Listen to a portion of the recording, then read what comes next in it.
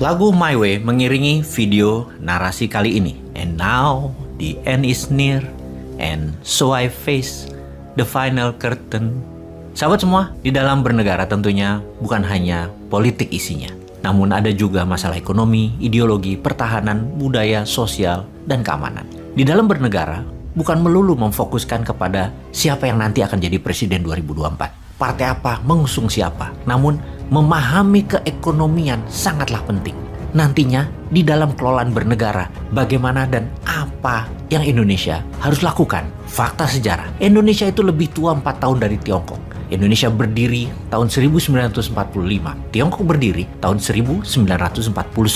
GDP per kapita Indonesia saat ini sekitar 4.300-an dolar. Tiongkok GDP per kapitanya 15.800 dolar. Singapura merdeka tahun 1965, 20 tahun lebih muda dari Indonesia. GDP per kapitanya 59.500 dolar. Indonesia jauh tertinggal. Ini kalau kita bernegaranya jantan. Kita mengakui bahwa memang ada yang salah di dalam mengelola potensi negara Indonesia dalam 7 kepresidenan saat ini. Haluan negara dan nation interest-nya belum world class. Itu sekali lagi kalau kita jantan. Namun kalau kita bangsa yang cari selamat, maka kita akan membandingkan dengan negara lain yang lebih lemah. Seperti mengatakan, itu Ethiopia masih miskin, Myanmar masih miskin, India masih di bawah kita. Untuk hal ini, terserah Anda memandang diri Anda sendiri. Merasa kita di bawah performa atau merasa kita sudah cukup seperti apa adanya saat ini adalah yang terbenar dan yang terbaik untuk Indonesia. Bagi New Mind, Indonesia adalah Ferrari yang dibawanya hanya 30 km per jam.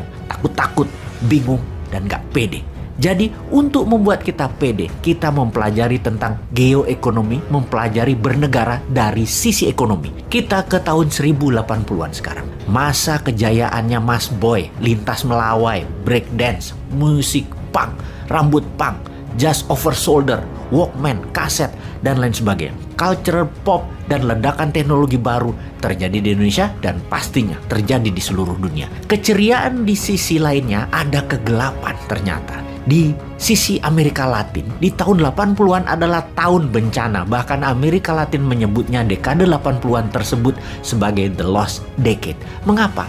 Karena mereka menghadapi masalah financial turmoil, masalah keuangan yang parah. Debt typhoon atau badai hutang menghantam ekonomi Amerika Latin yang dikarenakan di tahun 80-an tersebut ada 2 kali kenaikan harga minyak bumi, oil price shock, yang membuat banyak negara Amerika Latin menjadi defisit neraca perdagangannya.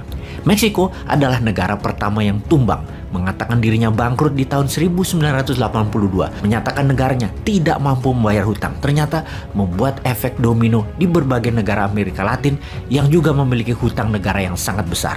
Kemudian Brasil menyatakan dirinya bangkrut. Kemudian Chile, Argentina, Kolombia, Venezuela satu persatu ambruk seperti domino. Mereka menghadapi resesi yang dalam, hutang yang menggunung, inflasi yang tinggi, pengangguran meningkat tajam, dan ekonomi yang lambat tumbuhnya bahkan tidak tumbuh.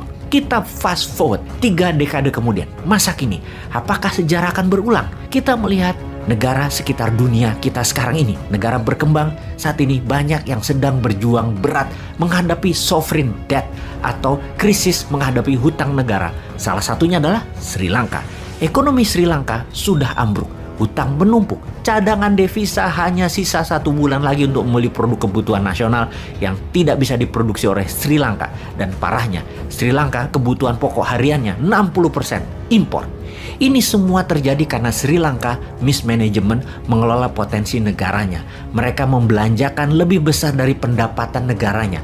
APBN-nya selalu minus. Ditambah lagi ada faktor lain terjadi, memukul negara sejenis Sri Lanka. Efek pandemi selama 2 tahun membuat ekonomi melambat di seluruh dunia. Meningkatnya pinjaman negara-negara yang lemah dan invasi Rusia ke Ukraina mengakibatkan meningkatnya harga minyak bumi dan gas alam serta harga pangan, dan ketersediaan pangan dunia menipis. Apa yang terjadi di Sri Lanka saat ini? Akankah bermutasi membawa efek domino seperti di tahun 80-an, di tahun 1982 di mana diawali dengan Meksiko yang sekarang adalah Sri Lanka? Akankah menjadi mutasi dan menyebar ke seluruh dunia Sri Lanka Way ini? Apakah Sri Lanka merupakan canary in the coal mine? Burung kenari di tambang batu bara. Ini adalah kalimat idiom yang artinya early warning atau peringatan awal akan tanda bahaya. Burung kenari adalah burung yang sering berbunyi di awal tambang batu bara dieksplor yang menandakan kemungkinan bahaya efek sulfur dan kerusakan lingkungan karena batu bara tersebut. Kita ke 9 hari sebelum Rusia menyerbu Ukraina, yaitu tanggal 15 Februari 2022, di mana World Bank memperingati dunia bahwa hutang negara-negara berkembang dalam kondisi krisis karena efek pandemi dan slowdown ekonomi. World Bank menyebutkan 70 negara yang berpotensi menjadi negara paria, negara setengah gagal bayar hutang. 70 negara low income country. Total beban bunganya saja terakumulasi hampir 1.000 billion dolar di tahun 2022 ini. Yang dalam 9 hari setelah pengumuman tersebut, Rusia serang Ukraina yang menyebabkan harga minyak naik. Jaringan distribusi dunia terganggu, harga pangan meningkat, dan ketersediaan pangan terbatas. Hal ini semua membuat analis perekonomian sulit melihat sisi terang ekonomi di tahun 2022 ini. Di bulan Maret, kembali PBB mengumumkan ada 107 negara yang kena imbas salah satu dari 3 masalah dunia. Apa saja 3 masalah dunia tersebut? 1. Kenaikan harga pangan. 2. Kenaikan harga energi. Dan ketiga, kondisi perekonomian dalam negeri yang berat seperti inflasi meningkat, banyaknya pengangguran, dan lain sebagainya. Dari 107 negara yang bermasalah tersebut, mereka mewakili 1,7 miliar manusia alias 20% populasi dunia. Dari 107 negara yang kena pengaruh satu di antara 3 masalah, ada yang menarik. Ada 69 negara di dalamnya yang menghadapi ketiga masalah tersebut sekaligus, yaitu masalah pangan, masalah energi, dan masalah keuangan. Jadi 69 negara tersebut bisa seperti Sri Lanka, yaitu 25 negara ada di Afrika, 25 negara ada di Asia Pasifik, dan 19 negara di Amerika Latin.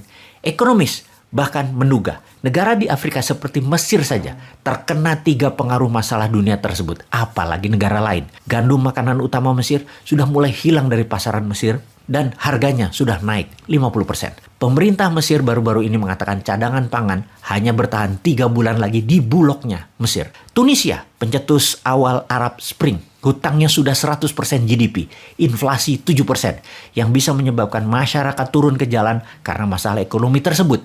Lebanon dalam 2 tahun ini sudah meningkat 11 kali mengenai kebutuhan harga-harga pangan tersebut.